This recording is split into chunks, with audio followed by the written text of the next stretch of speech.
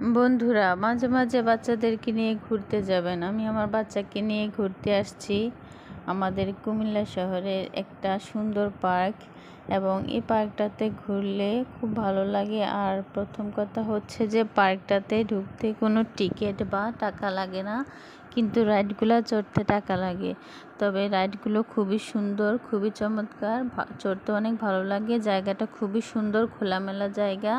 আর আমাদের কুমিল্লার ঠিকানাটা খুবই সহজ। কুমিল্লা ধর্মসাগর পার বললে যে কোনো জায়গা থেকে আপনারা আসতে পারবেন। রিক্সা বলেন, গাড়ি নিয়ে আসতে পারবেন, প্রাইভেট কারে আসতে পারবেন। খুব সুন্দর একটা মনোরম পরিবেশ, অসাধারণ।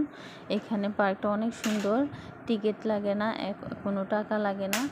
আপনারা সুন্দরভাবে সহজভাবে আমাদের এই কুমিল্লা শহরে পার্কটাতে আসতে পারবেন। রাইডগুলো খুব সুন্দর, বাচ্চাদের জন্য অনেক ভালো। তবে আপনাদের বাচ্চাদেরকে যারা রাইডে উঠাবেন তারা বুঝে শুনে উঠাবেন, কারণ সব বাচ্চারা কিন্তু রাইড চড়তে পারে না, এবং রাইড চড়ে অনেক বাচ্চাদের অনেক বিপদ হয়েছে।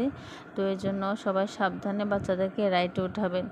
আর এটা হচ্ছে পার্কের মধ্যে ব্যায়াম করার একটা জায়গা। এখানে আরও অনেক কিছু আছে ব্যায়াম করার। সকালবেলা এসে অনেকের মর্নিং ওয়াকে হাঁটাহাঁটি করে, ব্যায়াম করে।